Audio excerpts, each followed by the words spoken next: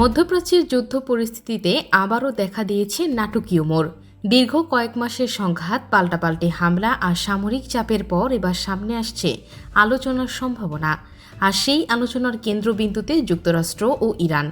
সবচেয়ে বড় প্রশ্ন উঠছে, সত্যি কি ইরানের সঙ্গে সমঝোতার পথে হাঁটছেন মার্কিন প্রেসিডেন্ট ডোনাল্ড ট্রাম্প, নাকি এটি কেবল যুদ্ধের মাঠে নতুন কৌশল? সম্প্রতি হোয়াইট হাউস থেকে ট্রাম্পের বক্তব্যে যুদ্ধ শেষ করার সম্ভাবনার ইঙ্গিত পাওয়া গেছে। তিনি বলেছেন, ইরানের সঙ্গে একটি সমঝোতা হতে পারে এবং হরমুজ প্রণালী নিয়ে একটি চুক্তিও সামনে আসতে পারে। কিন্তু এখানেই তৈরি হয়েছে নতুন প্রশ্ন, কারণ যুদ্ধের ময়দানে সামরিক শক্তি প্রদর্শনের পাশাপাশি যুক্তরাষ্ট্র এখন এমন এক বাস্তবতার মুখোমুখি যা দীর্ঘমেয়াদী সংঘাত চালিয়ে যাওয়ার ক্ষেত্রে বড় চ্যালেঞ্জ তৈরি করতে পারে।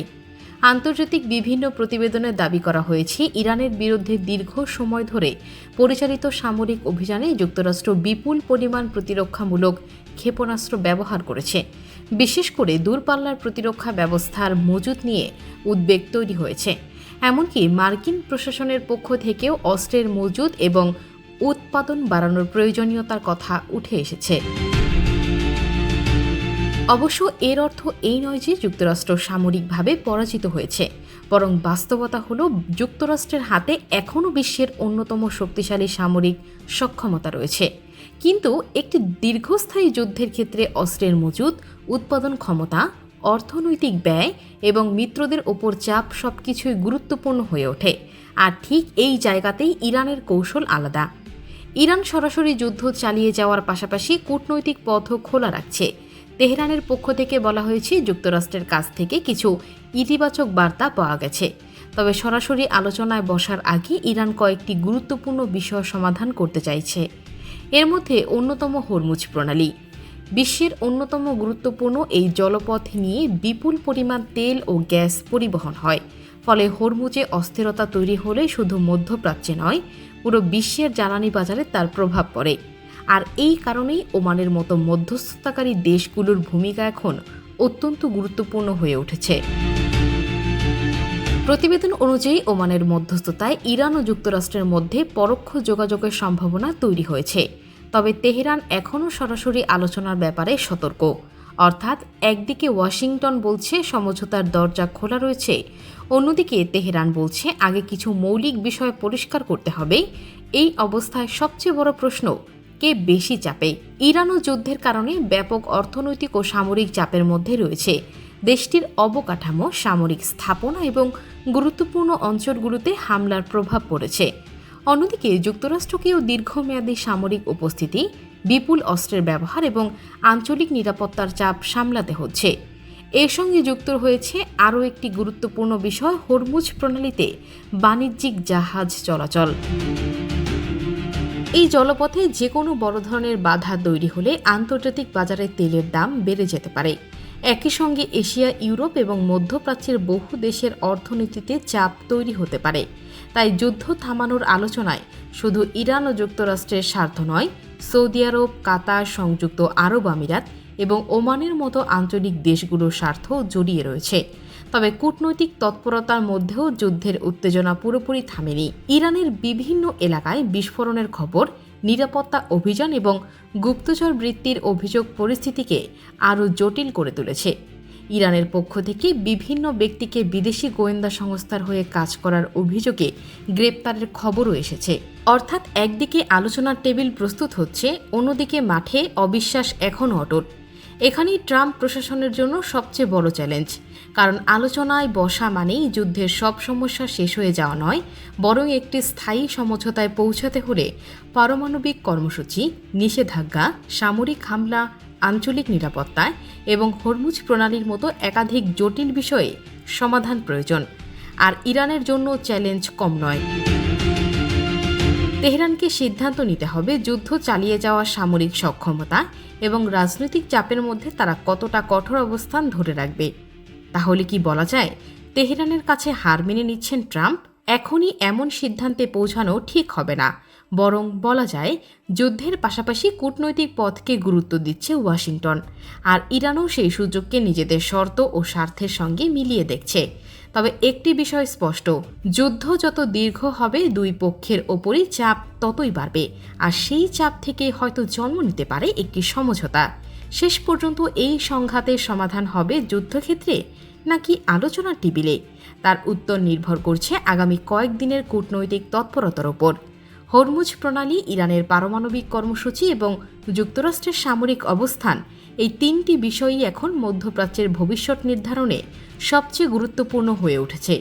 তাই প্রশ্নটা শুধু ট্রাম্প হার মেনে নিলেন কিনা তা নয়, বরং আসল প্রশ্ন হল, দীর্ঘ সংঘাতের পর এবার কি ইরান ও যুক্তরাষ্ট্র দুই পক্ষই বুঝতে পারছে যুদ্ধের চেয়ে সমঝোতার মূল্য অনেক বেশি?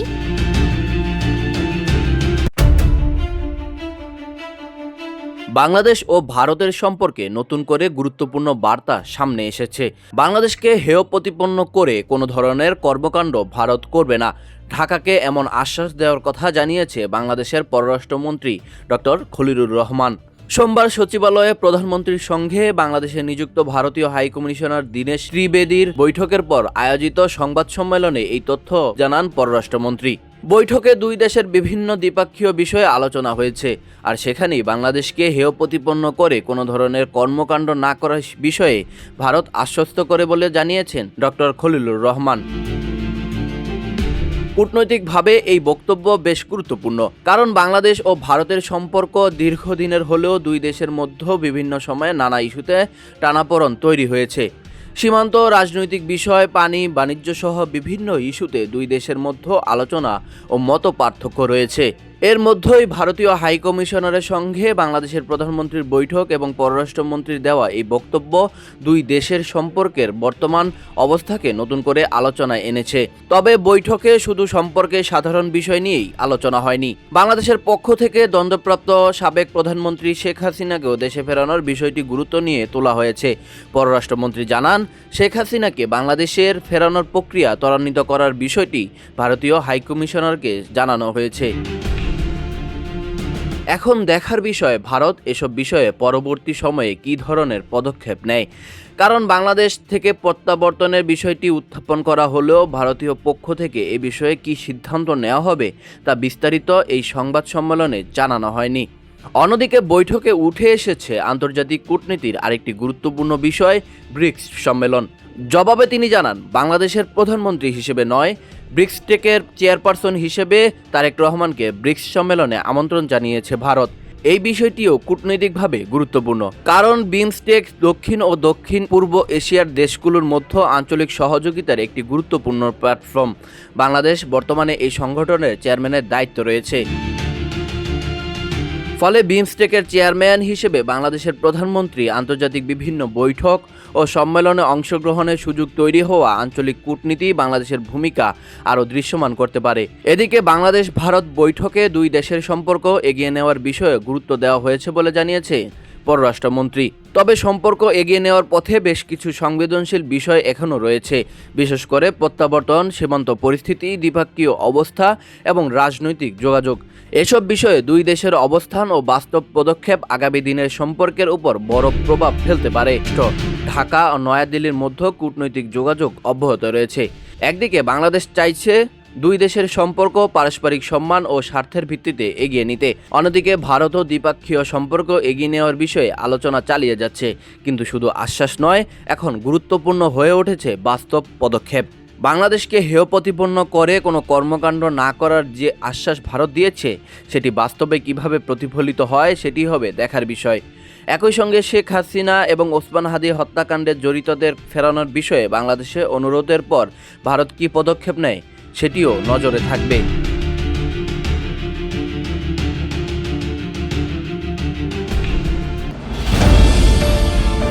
অস্ট্রো-হাঙ্গেরিয়ান সাম্রাজ্যের আর্চডিউক ফ্রাঞ্জ ফার্দিনান্দ এবং তার স্ত্রী সোফি সাম্রাজ্যেরই এক কোণে শান্তিপূর্ণ ভ্রমণে বেরিয়েছিলেন।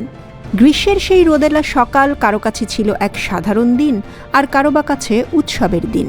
কিন্তু তখনও হয়তো কেউ জানে না, শহরের এক প্রান্তে লুকিয়ে ছিল এক ভয়াবহ ইতিহাসের সূচনা।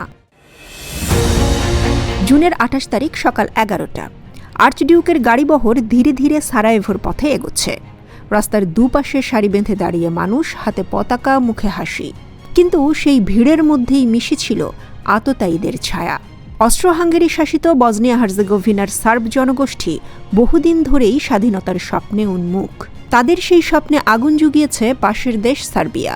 আর সেই রাজনৈতিক উত্তেজনার মধ্যেই সার্বিয়ার সামরিক গোয়েন্দা প্রধান কর্নেল ড্রাগুটিন দিমিত্রিজেভিচের নির্দেশে তৈরি হয় আর্চডিউককে হত্যার পরিকল্পনা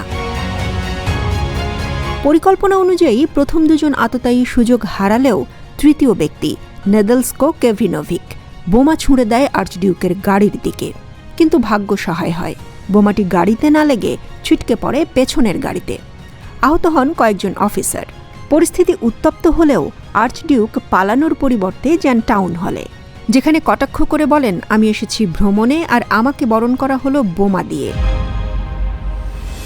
এরপর আহত অফিসারদের দেখতে যাওয়ার পথে ঘটে চূড়ান্ত বিপর্যয়। ড্রাইভারের সামান্য ভুলে গাড়ি ঢুকে পড়ে ভুল রাস্তায়। সেখানেই দাঁড়িয়েছিল আরেক আততায়ী, গ্যাভ্রিলো প্রিন্সিপ। ভাগ্য যেন তার হাতেই ঘটনার চাবি তুলে দিল। পয়েন্ট ব্ল্যাঙ্ক রেঞ্জ থেকে ছোঁড়া দুটি গুলিতে মুহূর্তেই নিস্তেজ হয়ে পড়েন সোফি এবং আর্চডিউক। কয়েক মিনিটের মধ্যেই মারা যান। এই হত্যাকাণ্ড অস্ট্রো হাঙ্গেরি জুড়ে তীব্র ক্ষোভ ছড়িয়ে দেয়। সার্ব সম্প্রদায়ের ওপর শুরু হয় হামলা। দোষারোপের তীর সরাসরি ছুটে যায় সার্বিয়ার দিকে। যদিও সার্বিয়ার প্রধানমন্ত্রী নিকোলা পাসিচ আগেই সতর্কবার্তা পাঠিয়েছিলেন, তার অস্পষ্ট ভাষায় লেখা চিঠি বোঝার আগেই ইতিহাস নিজের গতি ঠিক করে নেয়। অস্ট্রো হাঙ্গেরি সার্বিয়ার কাছে এক অসম্ভব শর্তপত্র পাঠায়, যা মানা কার্যত অসম্ভব। স্বভাবতই সার্বিয়া তা প্রত্যাখ্যান করে। এরপরই 28 জুলাই 1914 অস্ট্রো হাঙ্গেরি যুদ্ধ ঘোষণা করে। কিন্তু এই যুদ্ধে রাশিয়ার হস্তক্ষেপ ছিল অনিবার্য। স্লাভ জাতির প্রতি নৈতিক দায়িত্ব দেখিয়ে রাশিয়ার জার দ্বিতীয় নিকোলাস সেনা সমাবেশ শুরু করেন। জার্মান সম্রাট উইলহেম দ্বিতীয় তখন অস্ট্রো হাঙ্গেরির পাশে দাঁড়িয়ে রাশিয়ার বিরুদ্ধে যুদ্ধ ঘোষণা করেন 1 আগস্ট। এরপর ঘটনার গতি হয়ে ওঠে বিদ্যুতের মতো দ্রুত। ফ্রান্সের সাথে রাশিয়ার প্রতিরক্ষা চুক্তি থাকায় 3 আগস্ট জার্মানি ফ্রান্সের বিরুদ্ধে যুদ্ধ ঘোষণা করে। স্লিফেন পরিকল্পনা বাস্তবায়নে ফ্রান্স আক্রমণের পথ বেছে নেয় বেলজিয়ামের উপর দিয়ে। কিন্তু নিরপেক্ষ বেলজিয়ামকে আক্রমণ করায় ক্ষিপ্ত হয়ে ব্রিটেন 4 আগস্ট জার্মানির বিরুদ্ধে যুদ্ধে ঝাঁপিয়ে পড়ে। আগস্টের প্রথম পাক্ষিকেই যেন গোটা ইউরোপ যুদ্ধক্ষেত্রে পরিণত হয়। 5 আগস্ট অস্ট্রো হাঙ্গেরি রাশিয়ার বিরুদ্ধে, 6 আগস্ট সার্বিয়া জার্মানির বিরুদ্ধে, 7 আগস্ট মন্টেনিগ্রো অস্ট্রো হাঙ্গেরির বিরুদ্ধে। আগস্টের দ্বিতীয় সপ্তাহে ফ্রান্স এবং ব্রিটেনও অস্ট্রো হাঙ্গেরির বিরুদ্ধে যুদ্ধ ঘোষণা করে। এদিকে দূরপ্রাচ্যের জাপানও 23 আগস্ট জার্মানির বিরুদ্ধে যুদ্ধের ময়দানে নামে। মাত্র 1 মাসের মধ্যে বিশ্ব মানচিত্রে ছড়িয়ে পড়ে রক্তক্ষয়ী সংঘর্ষের ছায়া। সৈন্যরা মার্চ পাস্ট করছে সীমান্তের দিকে। বন্দুকের নল গরম হয়ে উঠছে। শহরের আকাশে যুদ্ধবিমানের গর্জন, যেন এক মুহূর্তে শতাব্দীর শান্তি ভেঙে পড়েছে। সবকিছুর শুরু সেই জুনের সকালে সারাইভোর একটি মোড়ে, যেখানে ভুল রাস্তায় ঢুকে পড়া এক গাড়ি এবং হাতে বন্দুক ধরা এক যুবক ইতিহাসের গতিপথ ঘুরিয়ে দিয়েছিল। মাত্র 3টি গুলি, কিন্তু তার প্রতিধ্বনি কাঁপিয়ে দিয়েছিল মহাদেশের সীমানা, ডুবিয়ে দিয়েছিল লাখো প্রাণ আর সূচনা করেছিল প্রথম বিশ্বযুদ্ধের মতো ভয়ঙ্কর অধ্যায়।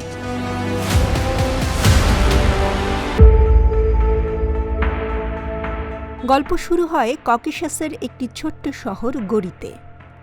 সাল 1878। দরিদ্র জুতোর কারিগরের ঘরে জন্ম নিল এক দুর্বল শরীরের শিশু। নাম দেয়া হল জোসেফ ভিজারিওনোভিচ জুগাশভিলি।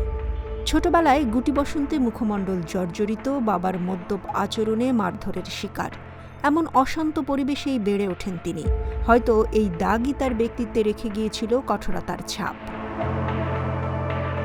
শৈশবে মা চেয়েছিলেন ছেলে হোক ধর্মযাজক, তাই তাকে পাঠানো হলো তিফলিসের সেমিনারিতে। কিন্তু পাঠ্যপুস্তকের বাইরেই মন ছিল ছেলেটির। চুপিসারে হাতে তুলে নিলেন কার্ল মার্কসের বই। সমাজতন্ত্র আর সাম্যবাদের বাণী তাকে ক্রমে টেনে নিয়ে গেল এক নতুন দুনিয়ার স্বপ্নে। শেষ পর্যন্ত পরীক্ষায় অনুপস্থিতির কারণে সেমিনারি থেকে বহিষ্কার হতে হলো। তবে সেটিই হয়ে উঠল নতুন জীবনের দরজা। 1900 শতকের শুরুর দশকে রুশ সাম্রাজ্যের শ্রমিক অসন্তোষ তীব্র হচ্ছিল। জোসেফ যোগ দিলেন বলশেভিক আন্দোলনে, যেখানে নেতৃত্ব দিয়েছিলেন ভ্লাদিমির লেনিন। ক্রমে তিনি ছদ্মনাম গ্রহণ করলেন, হলেন স্টালিন। যার অর্থ স্পাত। যেন নামেই প্রকাশ পেল তার ভবিষ্যৎ পরিচয়, মানবতার লৌহ পুরুষ। 1917 সালের বিপ্লব সফল হল। রোমান সাম্রাজ্যের পতন ঘটিয়ে ক্ষমতায় এলো বলশেভিকরা। লেনিন হলেন নেতা আর পাশে দাঁড়ালেন স্টালিন। 1922 সালে কমিউনিস্ট পার্টির সাধারণ সম্পাদক হিসেবে তিনি দখল নিলেন গুরুত্বপূর্ণ পদ, যেখানে নিজের অনুগতদের বসানোর সুযোগ পেলেন। এভাবেই ধাপে ধাপে শক্ত হল তার ক্ষমতার ভিত। লেনিন মারা যান 1924 সালে। সেই শূন্যতা থেকেই স্টালিন হয়ে উঠলেন সোভিয়েত ইউনিয়নের নতুন শাসক। স্বপ্ন তার ছিল বিশাল, এক পশ্চাৎপদ কৃষিভিত্তিক সমাজকে পরিণত করতে চাইলেন শিল্পোন্নত শক্তিধর রাষ্ট্রে। তিনি হাতে নিলেন 5 বছর মেয়াদী পরিকল্পনা। কয়লা, ইস্পাত, তেল সবখানে উৎপাদন বাড়তে লাগল। শহরে কারখানা গড়ে উঠল। গ্রাম থেকে কৃষকেরা এলেন কারখানার শ্রমিক হতে। দারিদ্র্য কিছুটা কমল, কর্মসংস্থান বাড়ল। মনে হলো যেন নতুন যুগের সূচনা হয়েছে। কিন্তু গল্পের এটা কেবল একটা দিক। অনেকের মতে অন্য দিকটি ছিল রক্তাক্ত। কৃষকদের জোর করে সমবায় খামারে ঢুকানো হলো। যে কেউ প্রতিবাদ করলে তাকে পাঠানো হলো গুলাইগি শিবিরে। শ্রম আর মৃত্যুর নির্মম কারাগার হয়ে উঠল সেই ক্যাম্পগুলো। কয়েদিদের দিয়েই খনন করা হলো খনি, বানানো হলো রেলপথ, এমনকি যুদ্ধাস্ত্রও তৈরি হলো তাদের হাতেই। অনেক ইতিহাসবিদের মতে 1941 থেকে 1946 সাল পর্যন্ত শুধু এই শ্রম শিবিরেই মারা গেছে প্রায় 10 লাখ মানুষ। এরই মধ্যে বিশ্ব ডুবল দ্বিতীয় মহাযুদ্ধে। শুরুতে হিটলারের জার্মানির সঙ্গে অনাক্রমণ চুক্তি করলেও 1941 সালে জার্মান বাহিনী সোভিয়েত ইউনিয়নে আক্রমণ চালায়। তখন পাল্টে গেল সমীকরণ। স্টালিন নেতৃত্ব দিলেন রক্তক্ষয়ী প্রতিরোধে। লাখো মানুষের প্রাণহানির বিনিময়ে সোভিয়েতরা ঠেকিয়ে দিল নাৎসিদের আগ্রাসন। শেষমেশ তারা মিত্রশক্তির অংশ হয়ে যুদ্ধজয়ে গুরুত্বপূর্ণ ভূমিকা রাখল। যুদ্ধোত্তর সময়ে ইউরোপের পূর্বাংশে নতুন এক মানচিত্র আঁকতে শুরু করলেন স্টালিন। জার্মানির অংশবিশেষ সহ পূর্ব ইউরোপে বসালেন কমিউনিস্ট সরকার। তারই সূত্র ধরে পশ্চিমা গণতান্ত্রিক শক্তির সঙ্গে তৈরি হলো দ্বন্দ্ব। শুরু হলো শীতল যুদ্ধ, যা বিশ্বের রাজনীতিকে বিভক্ত করল দুই মেরুতে। তাহলে প্রশ্ন থেকে যায়, স্টালিন আসলে কে? তিনি কি সেই মানুষ যিনি কৃষক শ্রমিকদের দেশকে পরিণত করলেন শিল্পোন্নত শক্তিধর রাষ্ট্রে, নাকি সেই শাসক যার গুলাইগে পচে মরল লক্ষ প্রাণ? উত্তর সহজ নয়। ইতিহাস তাকে একই সঙ্গে নায়ক এবং খলনায়ক করে রেখেছে, মুক্তিদাতা আবার শোষক। যে মানুষের দৃঢ় নেতৃত্ব না থাকলে হয়তো দ্বিতীয় বিশ্বযুদ্ধের ফল অন্যরকম হতো। আবার যিনি নিজের জনগণকেই দমনের যন্ত্রে পিষ্ট করেছেন। স্টালিনের জীবন তাই ইতিহাসের দুই মুখ মুদ্রা। এক পিঠে অগ্রগতি, অন্য পিঠে অমানবিকতা। হয়তো এই জটিলতাই তাকে করেছে ইতিহাসের অন্যতম রহস্যময় এবং আলোচিত ব্যক্তিত্ব।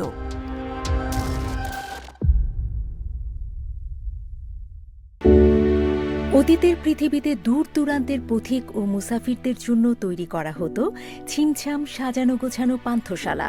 নিরাপদে রাত্রি যাপনের জন্য এসব পান্থশালায় আতিথেয়তা গ্রহণ করত সেসব মানুষজন।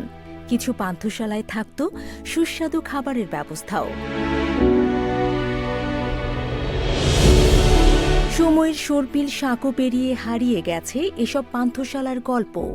বিপরীতে পান্থশালার বিকল্প হিসেবে গড়ে উঠেছে বারোয়ারি সব সরাইখানা বা হোটেল।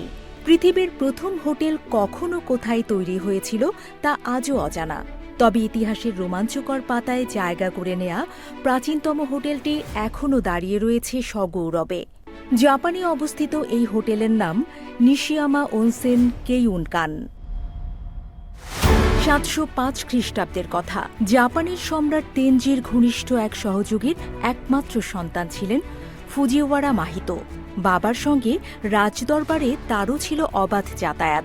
একদিন তিনি দেখলেন পান্থশালায় বিশ্রাম নেয়া কয়েকজন মুসাফির প্রকৃতির পানে দৃষ্টি নিবদ্ধ করে বেশ জমিয়ে খুশগল্প করছেন। ভাবনার শৈল্পিক পালে হাওয়ার ঝাপটা লাগল মাহিতোর। ভাবলেন ভ্রমণ পিপাসুদের জন্য ফুজি পর্বতের অদূরে সবুজ লালে আচ্ছাদিত এরকম একটি হোটেল নির্মাণ করলে কেমন হয়। একদিন সময় করে বাবার সঙ্গে আলোচনা করলেন এটি নিয়ে। বাবার সম্মতি পেয়ে একসময় নেওয়া হলো সম্রাটেরও অনুমতি। কিছুদিন পর দেখতে দেখতে সেখানে গড়ে উঠল মনোমুগ্ধকর ছোট্ট এক হোটেল। যেমনটা তিনি ভেবেছিলেন, প্রকৃতির মনোরম রূপ লাবণ্যে মুগ্ধ ভ্রমণ পিপাসু পর্যটকদের আনাগোনা বাড়তে থাকলো এই হোটেলে। ধীরে ধীরে জাপানের বিত্তশালী অভিজাত ব্যক্তিবর্গ, এমনকি সম্রাটেরও চরণধুলি পড়তে লাগলো এখানে। এভাবে একসময় ছোট্ট হোটেলটি হয়ে উঠল লোকে লোকারণ্য। সময় গড়িয়ে যায়, নতুনত্বের পানে ধেয়ে চলে জাপানের রাজপরিবারের রাজত্বের গল্প। তবু সগৌরবে টিকে রয় নিশিয়ামো ওনসেন কেইউনকান হোটেল। আচমকা একদিন নিষ্ঠুর সত্য মৃত্যুর আহ্বানে হাত বাড়িয়ে মৃতদের দুনিয়ায় পাড়ি জমান হোটেলটির নির্মাতা ফুজিওয়ারা মাহিতো। ফলে প্রকৃতির আপন নিয়মেই হোটেলের কর্ণধার হয় পরের প্রজন্ম। তখন থেকে এখন অবধি প্রায় 52 প্রজন্মের হাতে পরিবর্তিত হয়েছে হোটেলের কার্যভার। এভাবে এখনও চলমান রয়েছে ঐতিহ্যের ধারক এই হোটেলের পরিচালনার কাজ। নবীনদের হাতে হোটেলের দায়িত্বভার আসার পর সংস্কারও হয়েছে বেশ কয়েকবার।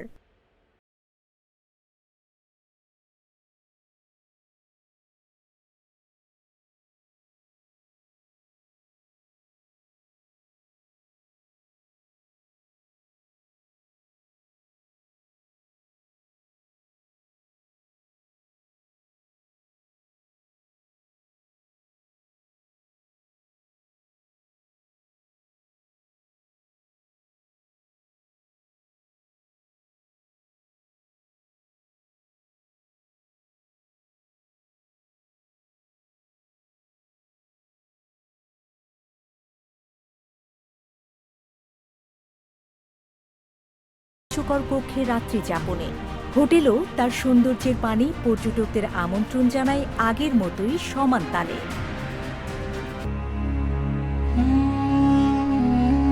মানুষ মারা যাওয়ার পর তার সঙ্গে আসলে কি ঘটে? প্রিয়জনের কান্না, শেষ বিদায়, জানাজা কিংবা দাফনের সময় বলা কথাগুলো, মৃত ব্যক্তি কি এসব শুনতে বা অনুভব করতে পারেন? ইসলামী দৃষ্টিকোণ থেকে এই প্রশ্নের উত্তর নিয়ে অনেকের মধ্যেই কৌতূহল রয়েছে।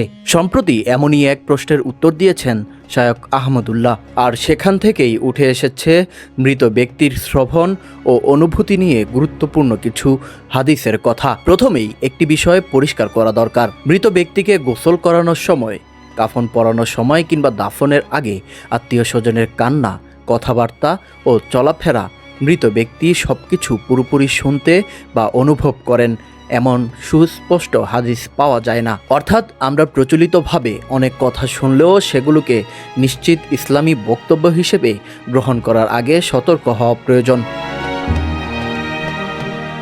তবে দাফনের পর মৃত ব্যক্তি কিছু বিষয় শুনতে পারেন এমন বর্ণনা সহিহ হাদিসে রয়েছে।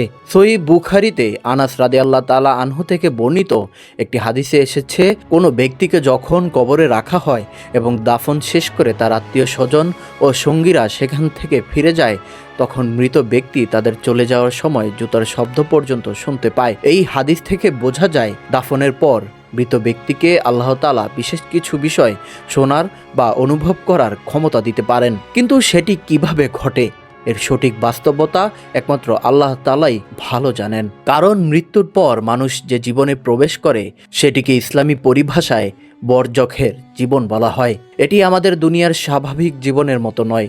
আরেকটি গুরুত্বপূর্ণ বর্ণনায় মৃত ব্যক্তিকে সালাম দেওয়ার বিষয়টিও এসেছে। আব্দুল্লাহ ইবনে আব্বাস রাদিয়াল্লাহু তাআলা আনহু থেকে বর্ণিত হাদিসের ভিত্তিতে বলা হয়, কোনো ব্যক্তি পরিচিত মৃত ব্যক্তির কবরের কাছে গিয়ে সালাম দিলে মৃত ব্যক্তি সেই সালাম অনুভব করতে পারে এবং আল্লাহর ইচ্ছায় তার জবাব দেওয়ার ক্ষমতাও পেতে পারে। অর্থাৎ কবর জিয়ারত করে মৃত ব্যক্তিকে সালাম দেওয়া এটি ইসলামী আলোচনায় গুরুত্বপূর্ণ বিষয়। তবে এখানেও আমাদের একটি সীমা মনে রাখতে হবে।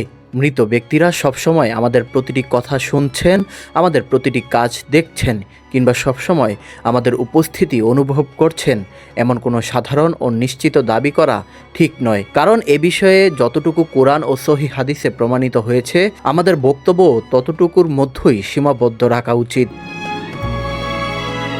বিশেষ করে দাফনের আগের সময়টি নিয়ে অতিরঞ্জিত কোনো কথা বলা ঠিক নয়। কারণ গোসল, কাফন, জানাজা কিংবা দাফনের আগে আত্মীয়দের কান্না ও কথাবার্তা মৃত ব্যক্তি নিশ্চিতভাবে শুনছেন এমন সুস্পষ্ট তথ্য পাওয়া যায় না। তাহলে আমাদের জন্য শিক্ষা কি?